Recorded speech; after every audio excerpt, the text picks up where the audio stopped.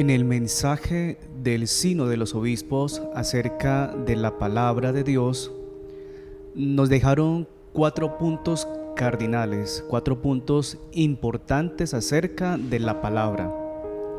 Primero, que la palabra de Dios tiene voz, tiene rostro, tiene casa y tiene camino. Recordemos muy bien, voz, rostro, tiene casa y tiene camino. En esa conclusión de este sínodo, en el tema de la voz, se nos dice que desde el cielo desciende la divinidad a través de la Sagrada Escritura, en esas páginas hermosas que leemos nosotros dentro de la iglesia, inspirados bajo la presencia del Espíritu Santo, como luz de verdad, guiado a través de sus pastores. Esa es la voz de la palabra. Luego también se nos dice que tiene rostro, y ese rostro lo encontramos muy clarificado en el Evangelio de San Juan. Y la palabra se hizo carne y habitó entre nosotros. Es Jesucristo, que es el Hijo de Dios infinito. Él vive para ayudarnos. Está ligado dentro de la historia, en un contorno de un pueblo. Él vive todas las fatigas de la humanidad, pero también resurge y ayuda a esta comunidad, a su pueblo.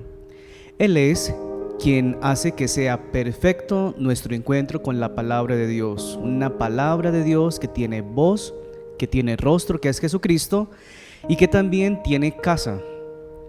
Y esto se fundamenta en los Hechos de los Apóstoles, en el capítulo 2, cuando encontramos que la casa de la palabra divina es la iglesia. Así nos lo sugieren los Hechos, porque en este apartado se nos enuncia la enseñanza, la fracción del pan, las oraciones y la comunión que hace precisamente este ambiente espiritual. Entonces, la palabra de Dios también tiene casa, que es su iglesia. Y por último, en este sínodo de la palabra, nos dice que tiene camino. La palabra de Dios tiene camino. Más cuando es el mandato de Jesús a sus apóstoles: id por todo el mundo y anunciad la buena noticia. Id por todo el mundo y anunciad el evangelio.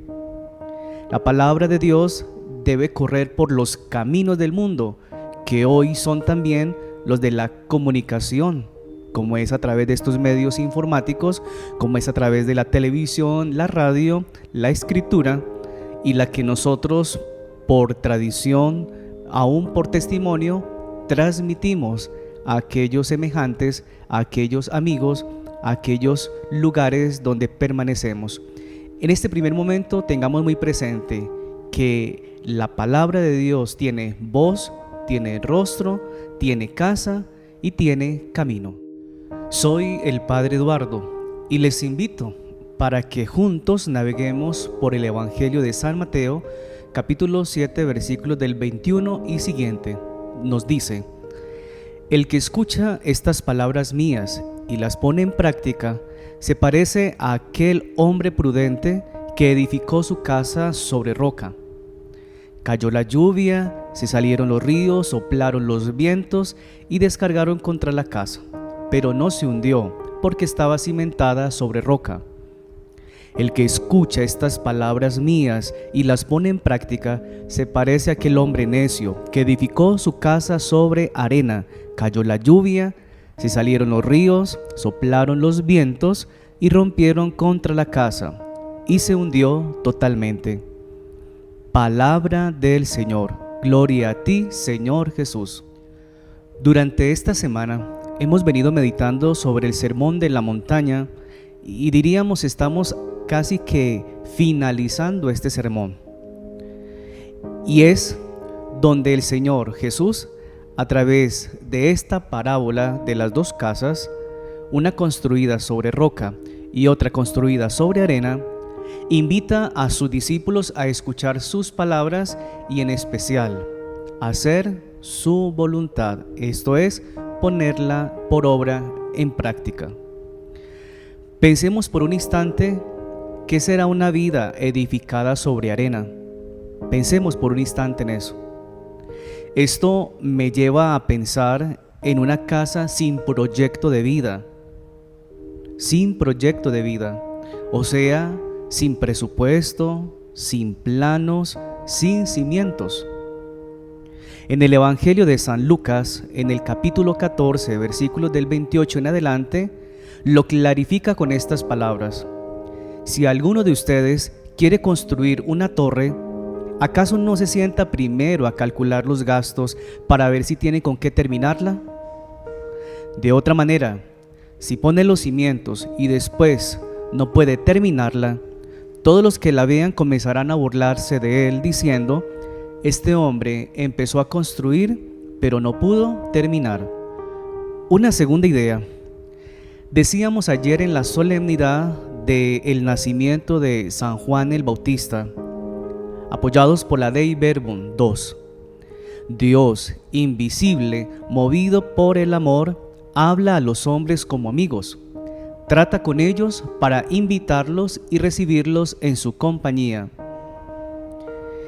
En esta visión, cada hombre se presenta como el destinatario de la palabra, interpelado y llamado a entrar en diálogo de amor mediante una respuesta libre. Por eso Jesús es la palabra viva de Dios. Una palabra que quiere hacer amistad. Esta amistad con Dios lo tiene muy claro el Evangelio de San Juan en el capítulo 15, versículo 15. Recordemos, Evangelio de San Juan, capítulo 15, versículos 15. Dice: ya no los llamo siervos, porque el siervo no sabe lo que hace su Señor, pero los he llamado amigos, porque les he dado a conocer todo lo que he oído de mi Padre. Aquí entonces es donde encontramos a Jesús como es nuestro único gran arquitecto, que siempre está dispuesto en afianzar nuestra vida para una mayor felicidad. En un tercer momento, podemos resaltar en este texto sagrado que cuando Jesús enseñaba, lo hacía con autoridad, y eso llamaba mucho la atención. La comunidad sentía muy cerca al Señor, sentía su amor misericordioso, y por eso el pueblo de Dios alababa su santo nombre. En toda época y en todo lugar, quien tiene la gracia de conocer a Jesús, especialmente a través de la lectura del Santo Evangelio, queda fascinado con él, reconociendo en su predicación, en sus gestos, en su persona, que nos revela el verdadero rostro de Dios, y al mismo tiempo nos revela a nosotros mismos, nos hace sentir la alegría de ser hijos de Dios Padre, que está en el cielo, indicándonos la base sólida sobre la cual debemos edificar nuestra vida. Jesús entonces nos anima para tratarnos como amigos, y en esa amistad construimos la vida. Entonces surge una pregunta: ¿qué significa quedar fascinados con Él? ¿Qué significa quedar fascinados con Él? La respuesta es muy clara. Es haber encontrado la plenitud de la existencia humana. Es estar maravillados de tener el tesoro más preciado que tiene nombre. Se llama Jesús. Fue la experiencia de Pedro, de Santiago y de Juan en la transfiguración, en esa amistad con Dios en Jesús. La transfiguración muestra cómo se empieza a edificar no solamente la vida terrenal, sino la vida celestial. ¿Qué aconteció ese momento? que el rostro de Jesús tuvo un cambio significativo, una apariencia. Su cara brillaba como el sol, su ropa se volvió blanca como la luz, y allí tuvieron una visión. Vieron a Moisés y a Elías conversando con Jesús. En medio de ese diálogo, Pedro, encantado, dice: Señor, qué bien que estamos aquí. Haré 3 chozas, una para ti, otra para Moisés, otra para Elías. No olvidemos que mientras hablaba Pedro, una nube luminosa se posa sobre ellos, y de la nube sale una voz que dice: Este es mi Hijo amado, a quien le he elegido, escúchenlo. Qué maravillosa revelación. En ese encuentro, en esa amistad con la divinidad, también lo expresa bellamente Santa Teresita del Niño Jesús. La santa nos dice: quisiera yo encontrar un ascensor para elevarme hasta Jesús, porque soy demasiado pequeña para subir la dura escalera de la perfección. La misma santa nos dice: lo que me impulsa a ir al cielo es el pensamiento de poder encender en amor de Dios una multitud de almas que alabarán eternamente.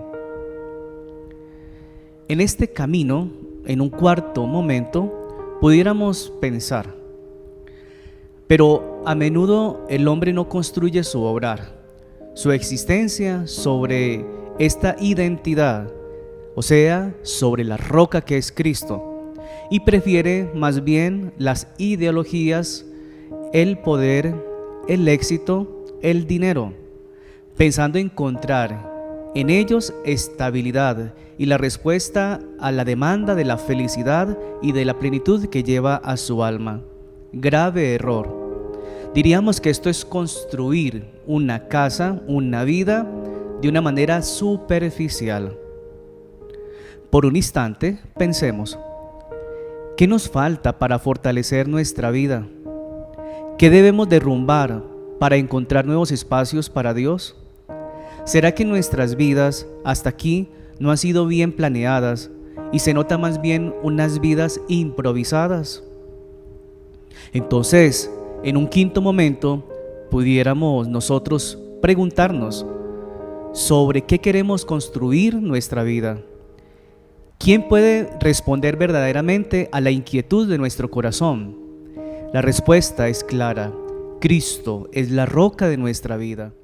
Es la palabra eterna y definitiva que nos hace temer ningún tipo de adversidad, de dificultad, de molestia. Así lo dice la Dei Verbum 10. Razón tenía la conclusión del sino de la palabra. Recordemos, la palabra de Dios tiene voz, tiene rostro, tiene casa, tiene camino. Es una voz que desciende luego en las páginas de la Sagrada Escritura. Tiene rostro, es Cristo. El mismo Cristo es el rostro, quien hace que sea perfecto nuestro encuentro con la palabra de Dios. La casa de la palabra divina es la iglesia, que nos instruye, nos alimenta, nos nutre, nos orienta y nos muestra el camino para la felicidad. Y ese camino sobre la que se encausa la palabra de Dios es precisamente la evangelización. Por eso la fuerza de Dios, a través de nuestras oraciones, a través de la gracia que nos impulsa, nos lleva a compartir la fe que hemos recibido aún desde pequeños. Seguramente todos, en un momento u otro, hemos vivido tiempos que han sido muy fuertes. Hemos experimentado la fuerza de las lluvias y de los vientos que azotan nuestra casa. Es aquí donde debemos tener solidez a nuestro edificio interior por medio de una fe firme y sólida, fundamentada por la lectura orante de la palabra de Dios. Una fe que vaya más allá, no solo diciendo, como al principio hoy el Evangelio, Señor, Señor, sino cumpliendo cada día la voluntad de Dios.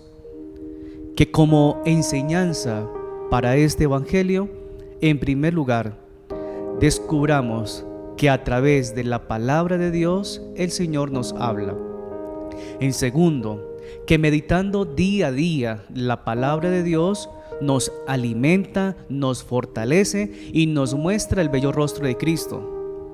Tercero, que a través de esta misma palabra se nos impulsa a compartir la fe como lo veníamos meditando en el nacimiento de Juan el Bautista, capaces de abrirnos a los demás, pero con la fuerza de Dios.